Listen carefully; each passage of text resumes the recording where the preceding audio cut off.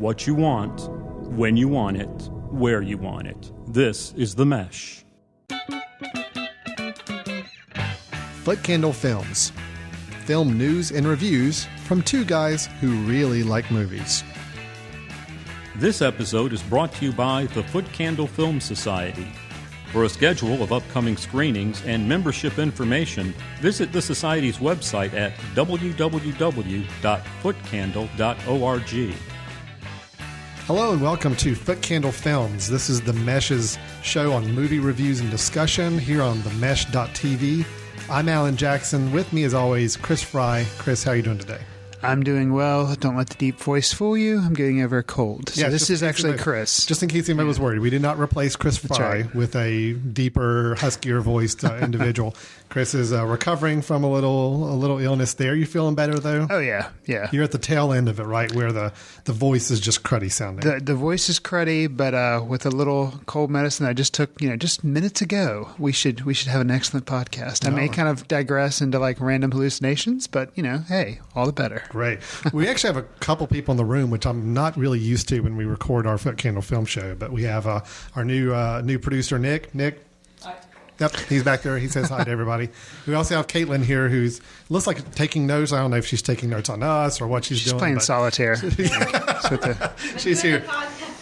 Yeah, she's out there getting us a little more exposure. So glad to have some people here in the room helping us out with this. And now, Chris, you and I can just focus exclusively on our riveting content that we have to share with our listeners today. Can do. All right, so this is Footcandle Films.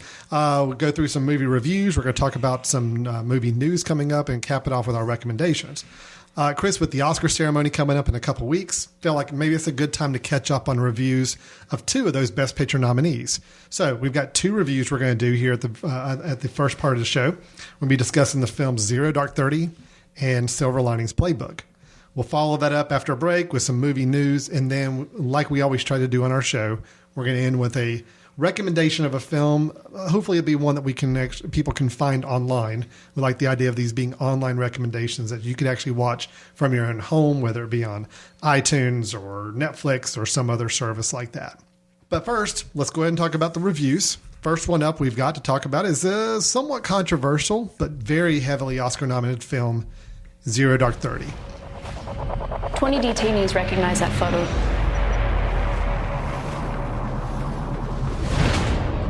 No birth certificate, no cell phone. You guys are a ghost. He's right in the inner circle. The whole world's gonna weigh in on this. I want targets. Where was the last time you saw Bin Laden? Oh my God, is that what I think it is? Where was the last time you saw Bin Laden?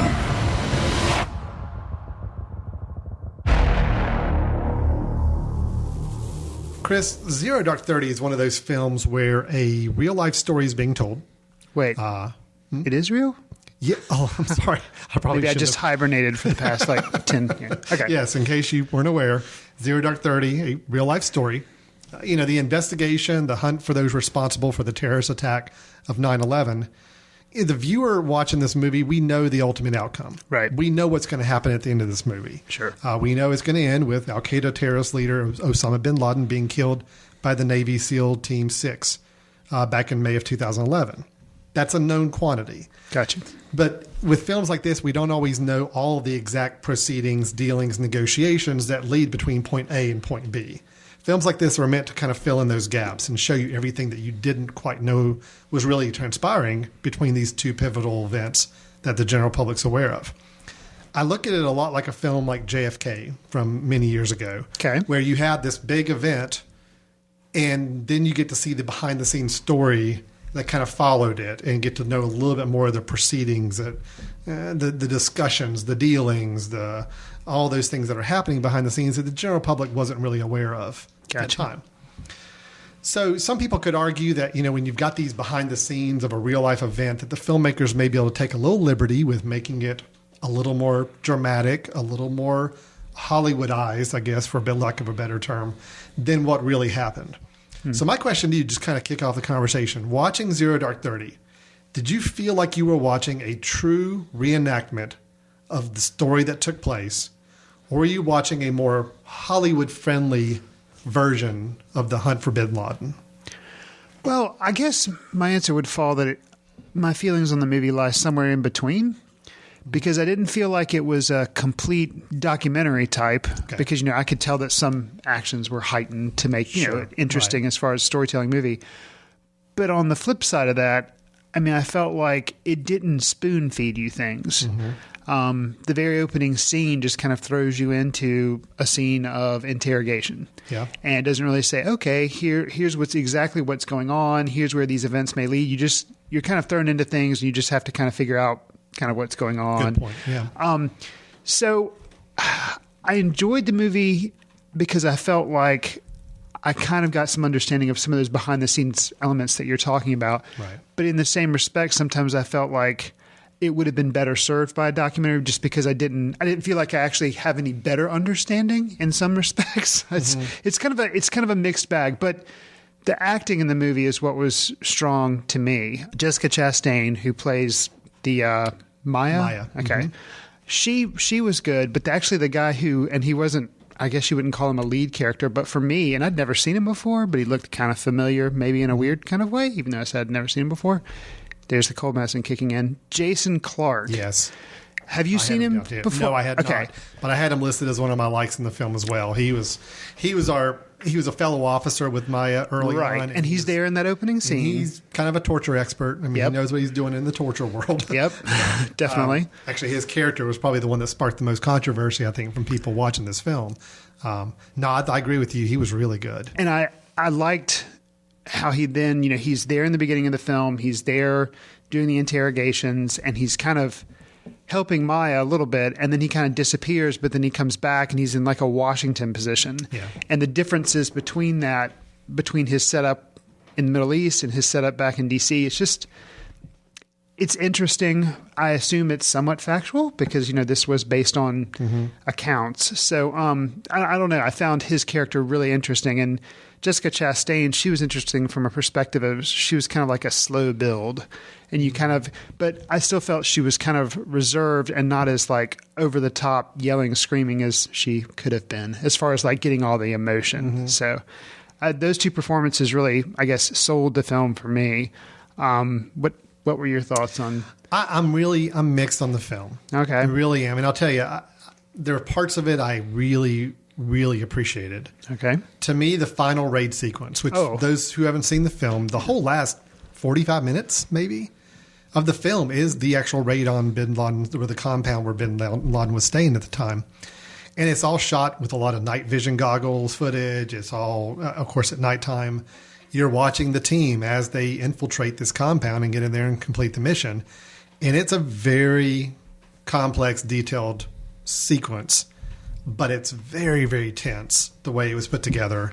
Even though there again, we know the outcome, we know what's going to happen, we still found ourselves kind of wondering what was going to be around each corner that the team rounded, and were they going to get attacked or anything like that. Right. That was a great sign of a really well done directed scene where we already know the outcome, but we're still extremely excited and nervous for it the whole time. With the exception of one of those people being miscast, but. One person being miscast. All right. Are you talking about Chris Platt from Parks and Recreation? I'm definitely and I like him. Yeah. But not in this. He was still playing the goofy part. Yeah. And it didn't work. And you see those movie trailers that were really popular, I guess, in the 90s, where you would have a scene playing out and then all of a sudden you hear that, like the record needle scratching across. And then when he came on screen, that was what that was for me. I was like, whoa. And he delivers like little funny lines. I'm like, okay.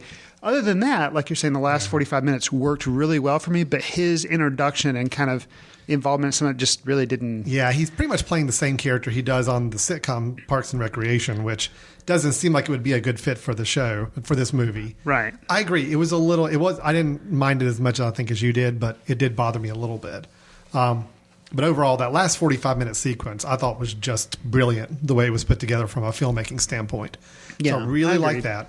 I do want to say Kyle Chandler, who I'm just a big fan of Kyle Chandler anyway, from Friday Night Lights days. Anybody who used to watch that show in the movie.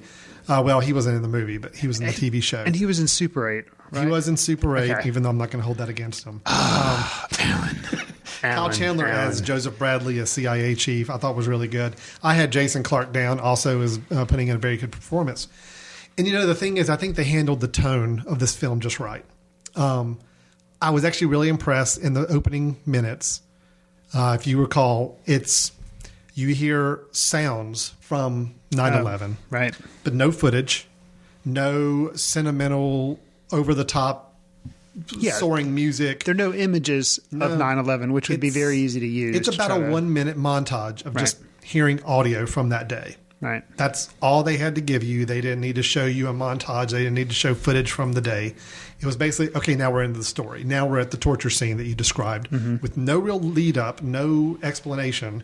We kind of got jumped in head first on that. Right. And the fact that even at the end, the tone I thought was very appropriate. It was not American flag waving off in the sunset and the big patriotic ending to this film. I mean, it was there was a lot of things that people regret at the end of this film with some of the actions that had to be taken, but they knew it was for the greater good. But it was still a conflict for people. Sure. And I think that showed well at the end of the film. It was not this happy, just immensely satisfying ending. You actually felt like some people had some stuff, they had some emotional toil taken on them. And to me, I thought the tone of the film, for the subject that we're talking about, as serious as the subject this was, I thought they handled the tone really, really just right. Yeah, I would agree. And I had that, minor problem with Chris Pratt, in that scene. But like you said, the last 45 minutes worked well for me. And I appreciated kind of the realism and the note that it ends on. It kind of has a moment with Jessica Chastain that's kind of, just kind of odd. It's an odd way to end kind of a big budget movie, but I was happy with the way it ended. Also, the reality factor, one of the soldiers, I can't remember what position he played in the team on the raid with the Bin Laden compound, but afterwards they get back to like their base. And he kind of has this, he's kind of acting shell-shocked, kind of like, what did we just do? I think maybe, actually, you know what? I think he was the one who shoots Bin Laden. And he was kind of like, something, he kind of says this thing where he's not really into it. He's kind of a little out of it. And that reality aspect kind of grounded the film for me. It worked for me. Overall, I just think the tone was handled correctly. They could have gone, even a little bit of the over sentimentality, the over emotional side of things would have ruined the film. They got the tone and the balance just right, I think, the whole way through. So Jessica Chastain. I was waiting for this. Okay. I admit, you mentioned to me that you were not as thrilled with her performance. I'm having a hard time. I think I don't want to say her performance was a weakness for me, but I just don't get all the acclaim. There were times in her performance I honestly felt like I'm watching a high school drama student just recite lines. Wow. I really felt that way. Probably 50% of the time she was on the screen. Just lack of emotion, or you feel like she was just kind of stating lines? Just stating lines. Huh. Now, there were a couple scenes where I think she really gave it her all. There's one scene where she's on a speakerphone and she's really animated, livid. I thought that actually showed some real emotion. Okay. A couple moments towards the end, but otherwise, I just felt like she was kind of going through the motions, and I'm supposed to put on a sad face now, so I put on a sad face. I'm supposed to recite these lines, so I recite these lines. I've seen her. I saw her in The Tree of Life. I loved her in The Tree of Life. I thought she was really good in that movie, so I'm not doubting at all that she's not a good actress. Right. I just didn't quite see all the acclaim that she's gotten for this role. I really didn't. That was one little weakness for me. The other thing I'll just point out, and it's more of a style of movie for me, just these procedural films are always really tough for me, where you kind of go through this whole, let's introduce you to every character that had something to do with this, and let's explain what their role is, or maybe not even explain their role. You got to kind of figure it out. Okay. And then it's various locations, hopping from here to here to here with different people's names batted around to get to this end result of the film. It's always a tough kind of film for me. I've never been a big fan of these very detailed, let's explain every little caveat in this process and introduce you to every single person, especially when some of these people get introduced and they're on screen for just a couple minutes and then they're not needed anymore because they weren't really actually in the story anymore. Got you. That's a tough type of film for me to just really embrace in general. So this is a good film. It's an extremely well-made film, no doubt about that in my mind. It did not grab me as much as I think it did other people. But I think that's more of a style of type of film than anything that I just don't gel with as well. Overall, though, I mean, it seemed like the movie worked for you. Overall, yeah, and I think from what you're describing about procedurals in general, I don't kind of have that hang up on it necessarily. But I will say, and maybe this is what you're getting at, there were times in the film where characters would say phrases, and then a little bit later, as kind of a segment divider, they would throw up maybe the phrase that person said, or they would throw up some other kind of random phrase as kind of like breaking up, or maybe trying to show a progression of time. Because, this did span quite a few years. I didn't really get what they were going for in that. So, you're talking about occasionally, almost like you would have chapters in a book. Right. It was like which maybe that's what they were. And it'd be a phrase, 2, 3, 4 word phrase, maybe one word phrase. And when you saw the phrase, you didn't quite know at all what that meant. As you watched the following section, there were times that you picked up on, I understand why now they said those words. But you're right. Other times, there still wasn't a connection I found. Right. Or at least it wasn't very obvious. So, and maybe that was their attempt to try to show you kind of like CIA lingo or kind of, information gathering lingo or something. But it didn't really, I don't know, didn't work for me, I guess. Well, Chris, I say we stay clear of any of the controversial discussion that people are having in the political realm about the depiction of torture. I'm not at all versed or knowledgeable enough to even try to get into that kind of debate. But, I mean, obviously the depiction of torture in this was really tough to watch. Right. I will at least give it that much. And I think the way they handled it from a film standpoint, it got you right in the middle of it. I feel like this is probably the most, of any scene I can think of any film depicting torture, this seemed the most realistic. Whether it exactly happened like that or not, it did get you right in the middle of it. It was pretty harrowing to watch. I will give it that much at least. Anything else you didn't like about the film? Let's see. I liked it. It was interesting to me thinking about it, where her other movie, Catherine Bigelow, director, she did The Hurt Locker, and it was also really talked about as being. I mean, she won Oscar for it. Was it Best Picture or was it just Best Director? I can't remember. There we go. Nick, the producer, says it was Best Picture for Hurt Locker. So, comparing the similarities between that movie and this movie, I think this is probably a better film, but I'll give it that too. Mm-hmm. Yeah, and kind of an interesting comparing the two endings. Jeremy Renner is this explosions detonating expert guy. And the ending in that, he kind of returns home and has this kind of odd kind of closure moment. And Jessica Chastain kind of has a similar moment at the end of this film. So I don't know if that's going to become a hallmark of Catherine Bigelow. I mean, these are not her only two films. She's done another one, but I think she did a K-19, The Widowmaker with Harrison Ford from years ago. Yeah. But other than that, I don't know of any other. She's not the one that did Point Break, did she? Oh, I don't know. Yes. Okay. Nick says yes. I love having producer Nick here. And I have. We honestly can just ask a question. I know, and it just magically the answer comes out. Wow. Yeah, she did Point Break. Point Break back in the late 80s, early 90s. I've never seen 91, and but since then, I don't think there were too many big movies.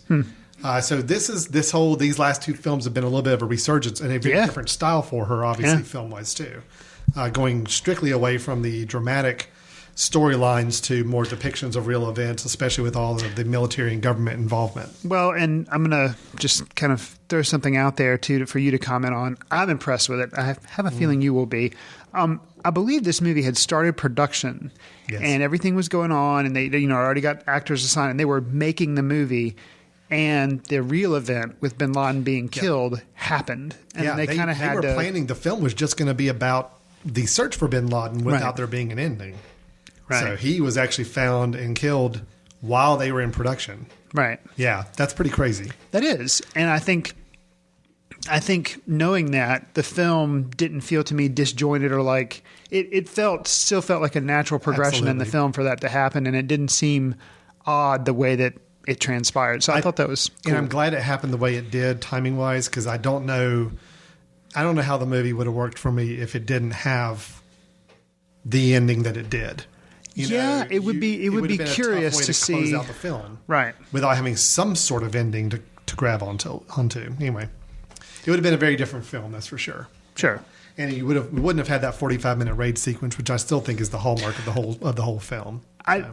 It works really well, and yeah, I agree. I think it's the best part of the film, even though you already know what's going to happen. Which that's the way it was done, right. Very, very well done. Agreed. Okay, so Zero Dark 30 probably still out there playing in a few theaters right now, and of course, it is a one of the running favorites for a lot of awards come Oscar season. Here, the Oscar awards on February 20-something. So we encourage you to go check it out if you have not seen that. Definitely worth checking out. I think Chris and I both agree on that. So Chris, you ready to move on to our second review? Yes. Your voice is still holding out? I think so. Good. Yeah. All right. We're moving on to our second review for this episode, which is Silver Linings Playbook. So, Pat, what's this I hear about you just getting out? From the loony bin! I thought you said you had it together. You were solid. I am solid. I was solid at the game. I don't know where I belong. Hey! Oh, what the hell? I just want us to be friends. So how did you lose your job? By having sex with everybody in the office. Everybody? I was very depressed after Tommy died. We don't have to talk about it. Thanks. How many were there? Don't let Tiffany get you in trouble. She's my friend. Why would you say that? Alan, you are a David O. Russell fan. True or false? True. Okay. His latest Silver Linings Playbook has Bradley Cooper of Hangover fame. Hangover, and I might note Alias, the TV show. Old J.J. Abrams TV show. Okay. That's where I actually first saw him in.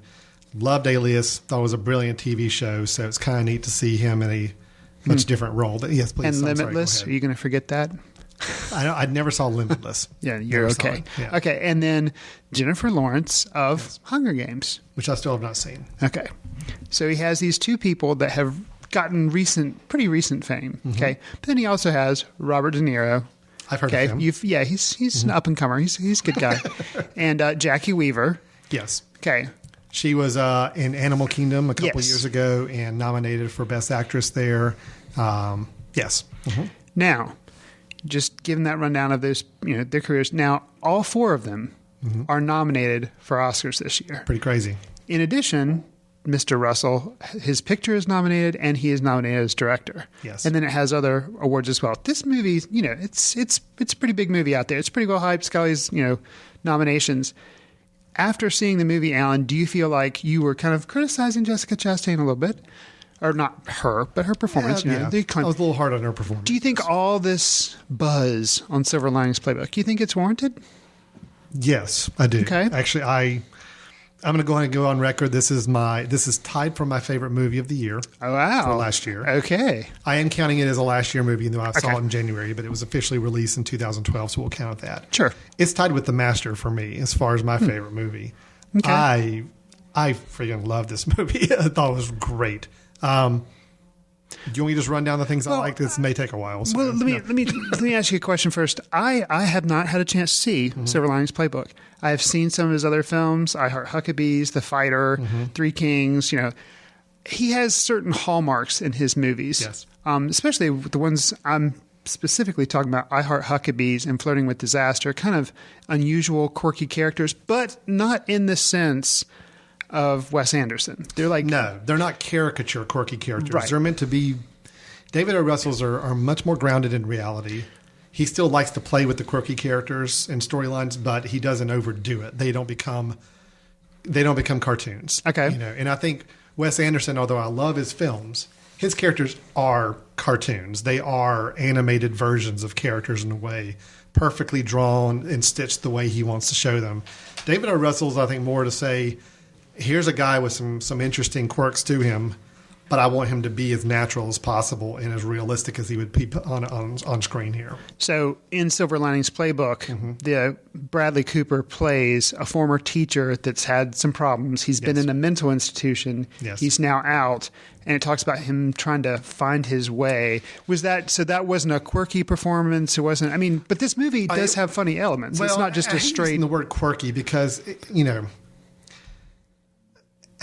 knowing some people in my life that share some very similar traits to Pat's character, which is Bradley Cooper. Okay. I thought this was a really, really spot-on performance of somebody that dealing with a mental illness, they've got a little bit of disillusionment of what's really happening in their life. They feel like they're supposed to be doing this or this is supposed to be happening, but everybody around them knows it's happening. His whole thing, and this isn't giving away much, this is very clearly explained in the first few minutes of the film. He gets out of the mental institution fully anticipating to reconnect with his wife. He's married. Gotcha. Which everybody else around him knows that's not going to happen. His wife is gone. She has left him. She filed a restraining order, everything. Gotcha. But he has just got it in his head that, no, we're going to be back together. I just have to do this, and I just have to do this. And once I show her this, we're going to be back together. You get somebody who's so single focused on that, and that's really what his character is this whole time. Is so focused on that outcome and believing to himself that's what's going to happen.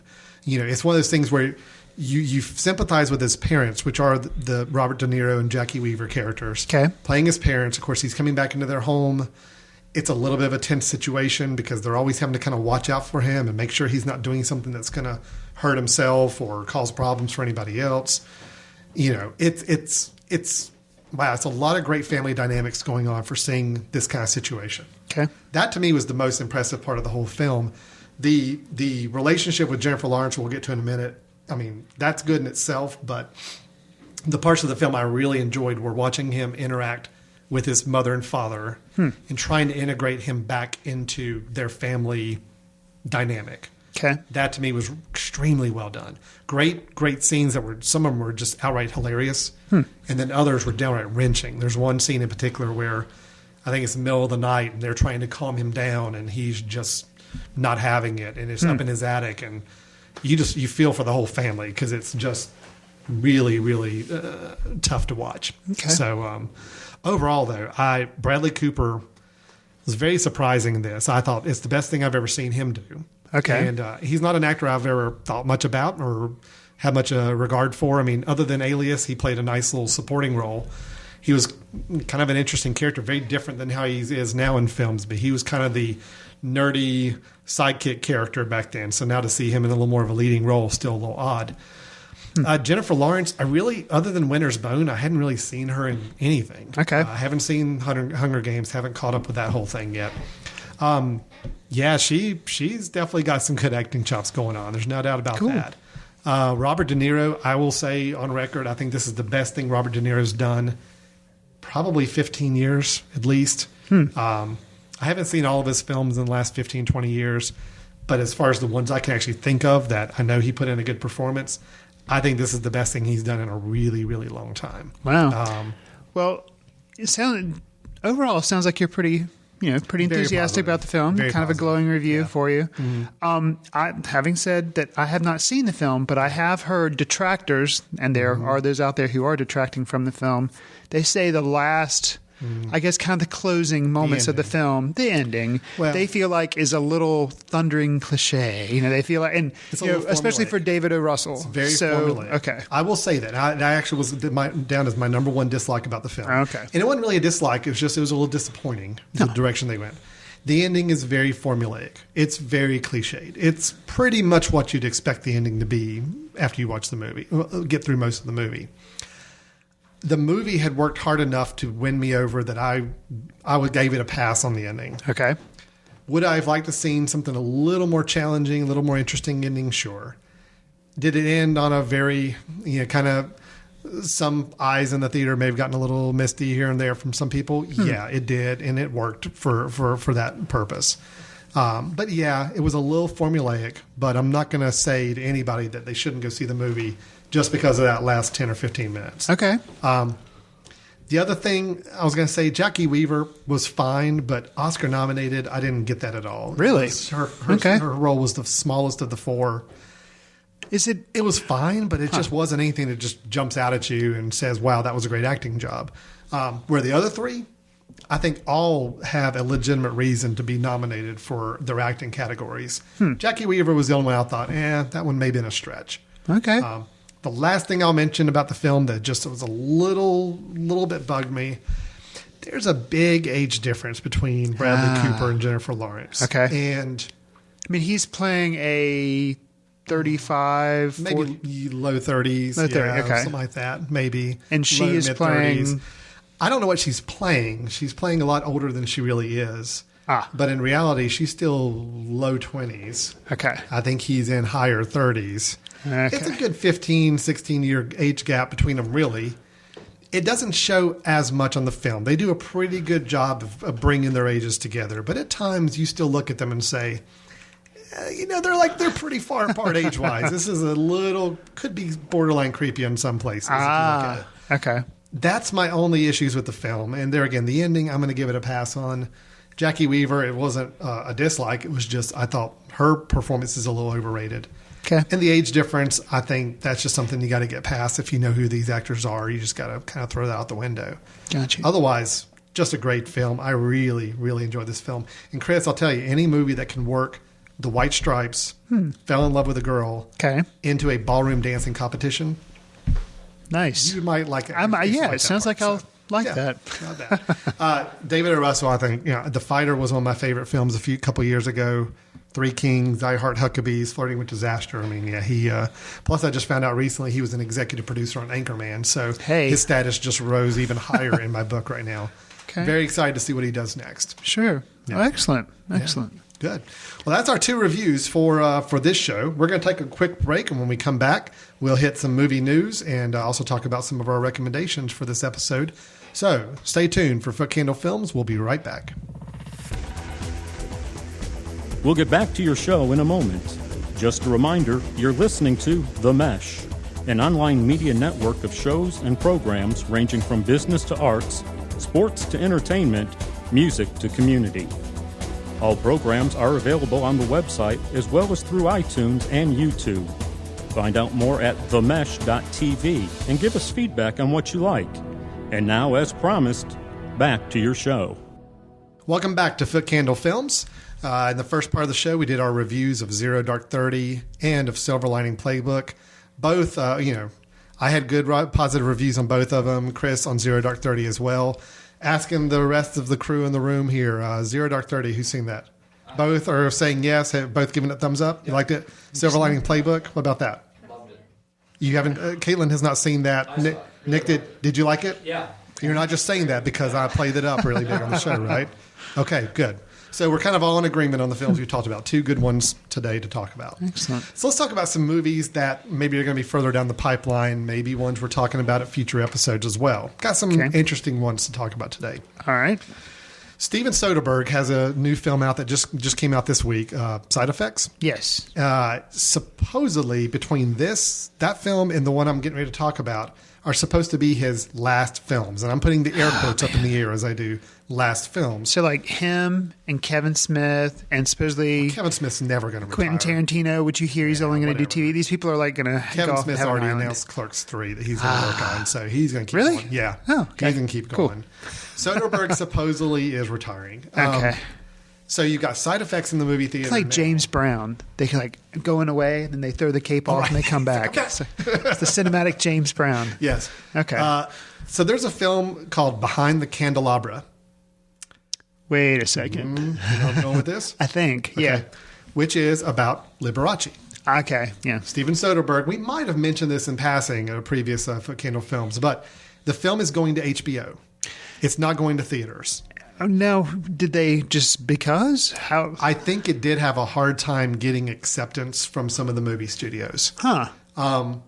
Here's the interesting thing about this movie. So because I know who stars in it, and it's Michael Douglas playing Liberace. Like Michael Douglas plays Liberace from age 50 some till his death. Okay. All right. So he gets a little bit of a range, but he still starts out at 50. Okay. So it's not Michael Douglas. They're not going to put tons of prosthetic makeup to make him look like he's in his 20s or 30s. Right. He's going to play pretty close to his age most of the time. He plays Liberace, and Matt Damon plays his secret lover, Scott Thorson. All right. Okay. This is the interesting thing I did not know. Who Liberace eventually transformed via plastic surgery into a replica of Liberace's younger self. What? Yeah. Just read that in the description the other day. So there again, that's the story that they're telling. Supposedly this is based on Scott Thorson's biography. Okay. He talks about his life with Liberace. And according to him, Liberace paid for him to get plastic surgery to the point where he wanted him to look like Liberace's own younger self. Wow. Let that kind of percolate in your brain for a little bit. Yeah. Well, anyway, the deal on the street is supposedly that this film did not get picked up by big studios. Supposedly they're very concerned about the very homosexual content. I mean, it's supposedly very, very, it's very deep in that area. Right. And so now HBO's picked it up and will be showing it as a film here pretty soon. Now, are they going to, so it will be just, it won't be like a 2-part type thing. It is just, I think it's actually just a true theatrical movie just going straight to HBO instead of going to a movie theater. So they're not going to do it in like parts or miniseries? Not that I'm aware of. Okay. No. Huh. That's what I've been hearing there. Now, I'm really anxious to see Michael Douglas play this part because, I mean, it's been a little while since the last time I've seen him in a role. I know he's had a lot of health problems. He is obviously aging as an actor, but this is, I can imagine, be a pretty challenging role for somebody. I would think so, and it's kind of against type for him because it's like the last thing I can think of is in the second Wall Street movie that Oliver Stone did, and that he's playing the Gordon Gekko thing. I think the last one I saw was Wonder Boys, which was still him playing, getting on up there age wise. Right. He's always played a very masculine, macho, not really macho, but a very ladies' man type of character and all. So to play, this is really him going completely against type. Very flamboyant performer. Should be really interesting to see. Huh. I'm interested in this movie not only because it is Michael Douglas playing this role. I'm interested now in the story, which I knew nothing about. Sure. Interested in the fact that it did go straight to HBO. Mm-hmm. And, of course, supposedly being Soderbergh's last film that we'll see released. I want to see if that holds true or not. And Soderbergh's kind of an interesting character in and of himself, and I wonder what drew him to this material. I don't know. Because it doesn't seem like something he would be interested in doing. Like when he did Che, that made sense to me because that was about a revolutionary and all this kind of stuff. And I actually never saw that, although I heard it was good. And that was released in 2 parts and all this kind of, and that made sense to me. But this, I'm kind of interested in what drew him to it. So I'm not sure either. The thing I still admire about Soderbergh is his projects are so all over the spectrum. That's true. Which is great. I mean, you can't say that there's a specific type of film that Soderbergh does. True. When you go all the way from Sex, Lies, and Videotape to the Ocean's 11, 12, 13 movies, I mean, that's about as far apart as you can get film-wise. But he's covered everything in between, too.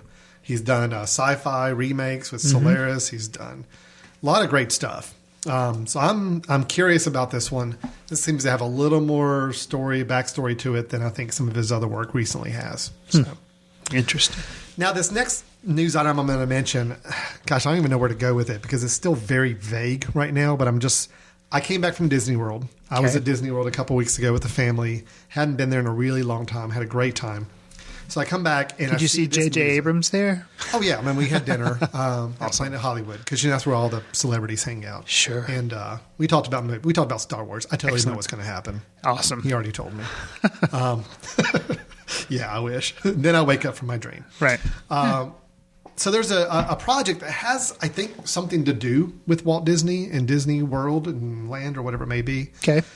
Brad Bird is directing a project. Damon Lindelof is writing it, who from Lost fame, Lost writer.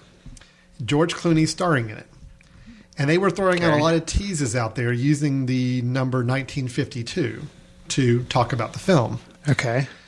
Just recently, they released a publicity still of an open suitcase that has things like an old 1950s sci-fi comic book about, a guy with a jetpack, kind of a Rocketeer type of thing. You've got all these other little artifacts in the suitcase. And it's all still meant to be very much a mystery what the film is. But now the name of it has been announced as Tomorrowland. Rumors are floating around that it may have something to do with Walt Disney, possibly some involvement with the space program back at that time, maybe some imagineering of ideas and things having to do with the future and with space. And I don't know. I'm just curious because you put together these people. Brad Bird, I really like as a director. Right. He did The Iron Giant as an animated film. He did Ratatouille animated. He did the 4th Mission Impossible as a live action film. He did The Incredibles. Oh, yeah. He did The Incredibles as well. Okay. So he's a very, very talented director. He's kind of got that 1950s vibe to his movies from The Iron Giant and The Incredibles. Sure. Then, of course, Damon Lindelof, who wrote a lot of Lost, which we both liked as a show. Huh. George Clooney typically gets involved in some pretty good projects. I thought that would be interesting. Like I said, it's very early phases. I'm enough in a Disney frame of mind that if I hear something that has to do anything at all with Walt Disney and some. And do we know? We don't know if they're releasing it. We don't know if Disney's behind it. Don't know. Okay. Yeah, I don't know that. 2014, Disney's releasing it. Oh, okay. So it is a Disney film. Okay. So it very well could be a behind the scenes of planning to help the space program from a Disney standpoint or something. I don't know. Okay. If I hadn't seen Pirates of the Caribbean, if that whole thing had never happened, then I think I would be worried about this. And the reason why is I hear Tomorrowland. I'm like, they're just doing a movie and they're going to somehow use it to try to promote Tomorrowland at Disney World. That sounds like a horrible, horrible idea, which is exactly what I thought about Pirates of the Caribbean when I heard they were making a movie about. I'm like, what? Yeah. That's dumb. That'll never work. That's stupid. Why would they want to do that? However, having been through that, I think it's interesting. It has me intrigued. Well, it's enough of a mystery project. I think they're doing the whole J.J. Abrams thing where they're trying to really tease and play it up. I'm curious because I do like George Clooney as an actor. Yeah, I think in general, he picks good parts. There's not too many clunker films I can think of that he's been in. Speaking of George Clooney, this is part B to that one. Okay. This may now be my top vote getter for most interesting film that I've heard about that they're working on. Okay. My most anticipated film, unless I hear something bad about it in the meantime. George Clooney is directing a new film. Okay. Here's the cast. Matt Damon, Daniel Craig, Kate Blanchett, George Clooney, Bill Murray, John Goodman, and Jean Dujardin. Okay. The project's called The Monuments Men, and here's the synopsis. In a race against time, a crew of art historians and museum curators unite to recover renowned works of art stolen by Nazis before Hitler destroys them. Okay. Where do I So find it's like Ocean's 11 mixed with Night at the Museum. Yeah. Well, okay, Night at the Museum, mate. It's a museum. I think that's the only connection you can make to that film. You've got a really good all-star cast. Yes, right. Ocean's 11. Sounds like there could be a lot of, plots and trying to figure out different missions to go on to go get these things. Got a historical perspective because I imagine that probably is something that could have happened to some degree or may have had some. Wasn't there a Simpsons episode where they had like a Hitler had stolen a masterpiece and Abe Simpson got it back from him? Oh yeah, I can't remember. They ripped off a Simpsons episode. I think they might have, but it sounds like an interesting premise though. Yeah, I'm excited. Although I looked at George Clooney's directing list and I don't actually think I've seen any of his films. Well, some people out there like Confessions of a Dangerous Mind. I am not one of those. You don't like that. I never saw it. I liked Leatherheads. See, I haven't seen Good Night and Good Luck either. Oh, really? No. And I like that one. Okay, but I'm kind of a fan of Leatherheads. And then he did The Ides of March, which I haven't seen either. Well, I saw that. It was okay. Right, I mean, so nothing's really just jumped out and really got you on his directing list as much. No, but they're worth seeing. It's not like it's garbage or anything. So. Well, I'm curious. I like him as an actor, but I can't speak to any of his directorial efforts. But I'm the whole plot and the cast. I'm very, very interested in this project. Yeah, very interested. Huh. Last little bit, and this will be a quick one. Okay. Because I think we talked about the Star Trek movie months ago when they were working on it, maybe, and it got the big sequel coming out. And how they paid a lot of money at the Super Bowl for there to be a blackout, so it could be like Into Darkness or whatever. Just like Into Darkness, yeah, that's exactly what they did. That was all. They are the cause of the blackout. Yeah. So there's a little bit of not a controversy, but a little bit of a lot of guesswork going on with regards to the villain of the film. Okay. Benedict Cumberbatch. Which has got the best name ever. He does. Benedict Cumberbatch, who I know most as playing Sherlock in the BBC version of Sherlock, which is leaps and bounds above what CBS is trying to do. I haven't seen the CBS version, but I've seen parts of it, and it's not good. Okay. So he's Sherlock in my mind. He is the modern day Sherlock. Got you. Beyond that, he's in a lot of films coming out soon, but he hasn't really had a big role in a film that we would have seen in the last couple of years. Got you. Really, the BBC Sherlock has put him on the map, and now he's getting snatched up for every possible role you can imagine. Okay. I think he's actually tapped to play Julian Assange, the WikiLeaks founder, in a biopic about that. Interesting. Anyway, in this film, the new Star Trek film, which is J.J. Abrams, so he has now worked his way back into our conversation again. Star Trek Into Darkness, he's playing the bad guy.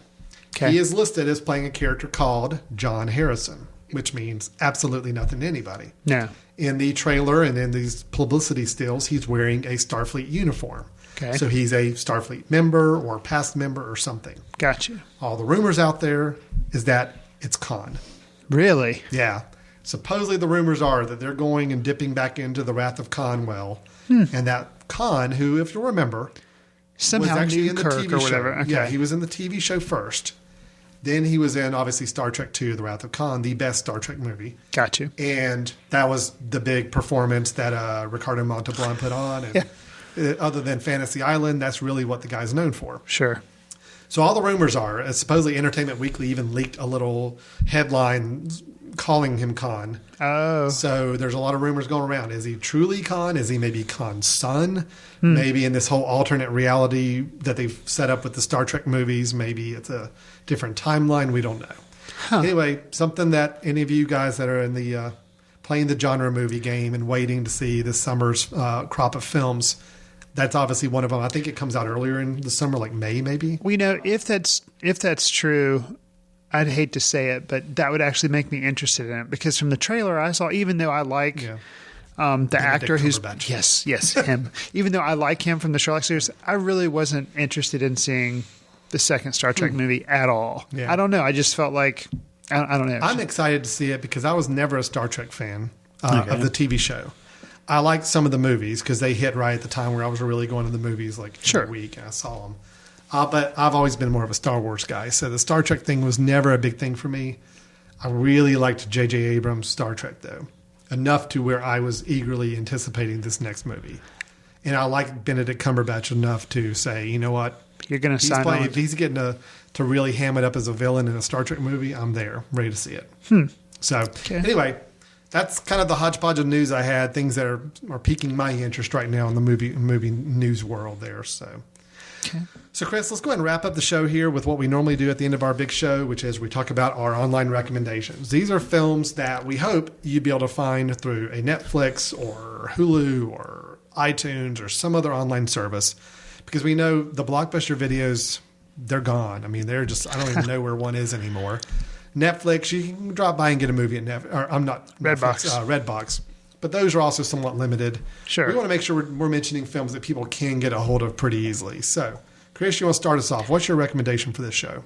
Well, I'm cheating a little bit because I've mentioned this movie before. I can't remember when we recorded if I'd actually seen it or not. But the one I'm going to recommend is 5 Broken Cameras. And when we did our Oscar pick show, I mentioned that it was available on Netflix and just been named. But well, now I've had a chance to see it, and I liked it. And a brief synopsis is basically it's a Palestinian farmer who gets a hold of some video cameras, and obviously 5. Hence the title.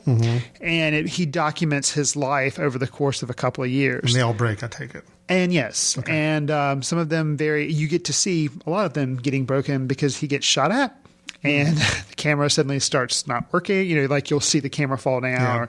And he gets injured when this happens. And like in real? Like yes. Yes. And like has to be hospitalized. Sometimes he gets put in jails and he gets taken into police custody, and you see the effects on his family, and he has some sons and you see the effects on them. And originally he gets the very first camera because one of his sons is born, and so he kind of buys the camera to like document like, oh, you know, here's my newborn son.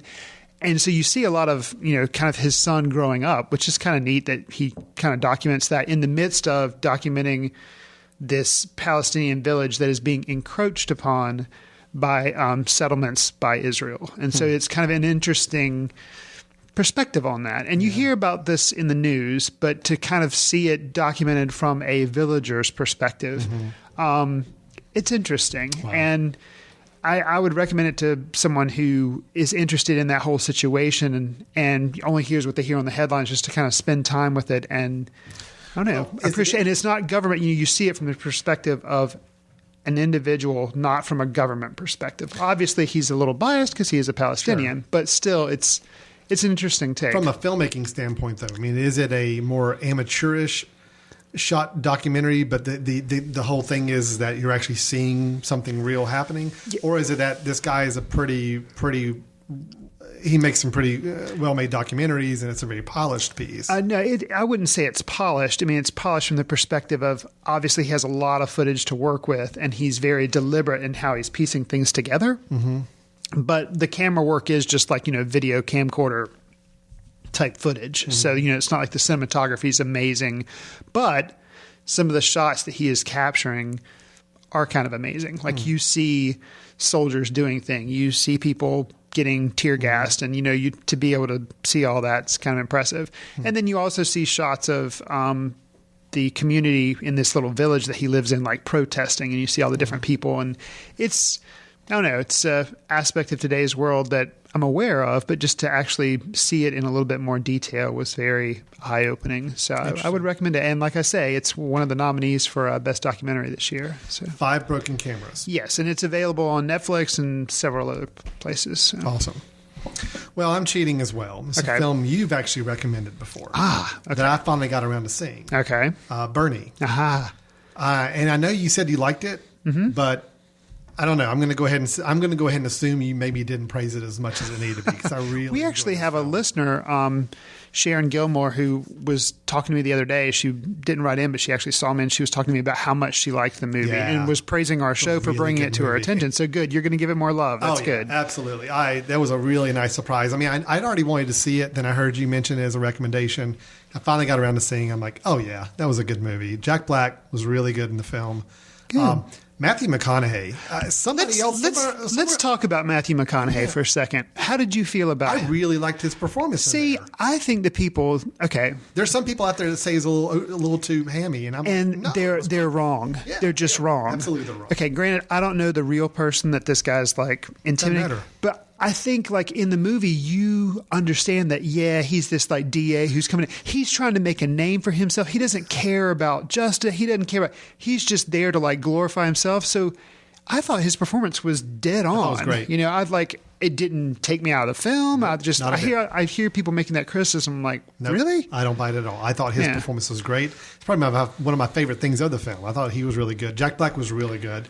Shirley MacLaine was good. Yeah. It was just, and the whole mixture of the testimonials, the interviews, whether they were fake or real, some were fake, some were real, it didn't matter to me. I really liked that style. It just helped fill in a lot of the blanks. And I think hearing the townspeople perspective, because this being a story that takes place in a small town, right? The other people's perspectives of what was going on was just as important as the actual dialogue that the characters were saying. I agree. So I really liked it. And I didn't know if I was going to like that approach to it at first. But once I got into the flow of it, it's like, oh yeah, this totally helps flesh out everything. Because if you were just watching this story, and again, this is about a gentleman who is a funeral director, befriends a widow, a very wealthy widow. That almost no one likes. No one in the town likes, but he befriends her and he becomes her companion. Then she dies, and I'm not going to say any more about that for the people who haven't seen the film. And he's suspected of being involved with her death. And so, of course, now you got this big trial and everything else going on with that. If you didn't have all those interviews and perspectives from the townspeople in that format, you wouldn't have understood how tricky a trial this would have been, because on the surface, he was guilty. He needs to go to jail. But the fact that everybody's fighting for him, saying, oh, no, he's just such a good guy. He shouldn't go to jail for this. You're like, really? Everybody in the town saying this guy should get away with murder. Right. So I thought it was a really good film. That was very, very good. I was really pleased with it. So thank you for recommending as well. I'm glad you liked it. Yeah. It's good. Well, I guess that's it for today. We talked about a lot of good films today. True. Zero Dark 30, Silver Linings Playbook, gave a couple great suggestions with 5 Broken Cameras and Bernie as a kind of a redo of the recommendation from before. Got a little movie news out there, some interesting things we're going to keep our eyes on.